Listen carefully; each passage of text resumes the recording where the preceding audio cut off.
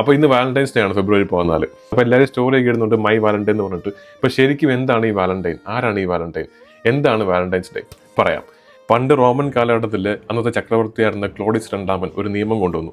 അതായത് ചെറുപ്പക്കാർക്ക് കല്യാണം ബാൻ, അതായത് കല്യാണം കഴിക്കാൻ പറ്റില്ല അവർക്ക്, പകരം അവർ പട്ടാളത്തിൽ ചേർന്ന് യുദ്ധം ചെയ്യണം.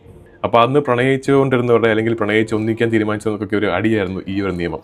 പക്ഷേ ആ സമയത്താണ് നമ്മുടെ പുരോഹിതൻ വാലന്റൈൻ രഹസ്യമായിട്ട്, ചക്രവർത്തി അറിയാതെ രഹസ്യമായിട്ട് ആളുകൾക്ക് കല്യാണം നടത്തി കൊടുത്തുകൊണ്ടിരുന്നു.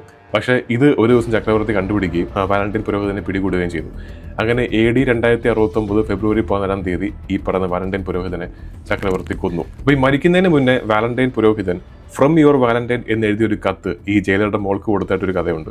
അപ്പോൾ ആ ഒരു കത്താണ് പിന്നീട് ലവ് ലെറ്റേഴ്സ് ഒക്കെ ആയിട്ട് മാറിയെന്ന് പറയുന്നുണ്ട് കേട്ടോ. അപ്പോൾ എന്തായാലും അദ്ദേഹത്തിന് പറഞ്ഞ ശേഷം എല്ലാ വർഷവും ഫെബ്രുവരി 14 സെയിന്റ് വാലന്റൈൻസ് ഡേ അല്ലെങ്കിൽ വിശുദ്ധ വാലന്റൈൻസ് ഓർമ്മ ദിവസമായിട്ട് ആചരിച്ചുകൊണ്ടിരുന്നു. പിന്നീട് 13ാം നൂറ്റാണ്ടിൽ ഇംഗ്ലീഷ് കവിയായിരുന്ന ജെഫ്രി ഷോസേഴ്സ് തൻ്റെ കവിതയിൽ ഈ സെയിന്റ് വാലന്റൈൻസ് ഡേ, അതായത് ഫെബ്രുവരി 14 ഈ റൊമാൻസുമായിട്ട് ബന്ധപ്പെടുത്തി ഒരു കവിതയിൽ പരാമർശിച്ചു. കാരണം ഒരുപക്ഷെ ഈ പ്രണയിക്കുന്നവരെ ഒന്നിക്കാൻ വേണ്ടിയിട്ട് ശ്രമിച്ചപ്പോഴാണല്ലോ ഈ വാലന്റൈൻസ് മരണപ്പെട്ടത്, അതുകൊണ്ടായിരിക്കാം. ആ ഒരു പരാമർശമാണ് പിന്നീട് ഫെബ്രുവരി 14 സെയിന്റ് വാലന്റൈൻസ് ഡേ എന്നതിനുപരി പ്രണയിക്കുന്നവരുടെ ദിവസമായിട്ട് മാറിയത്.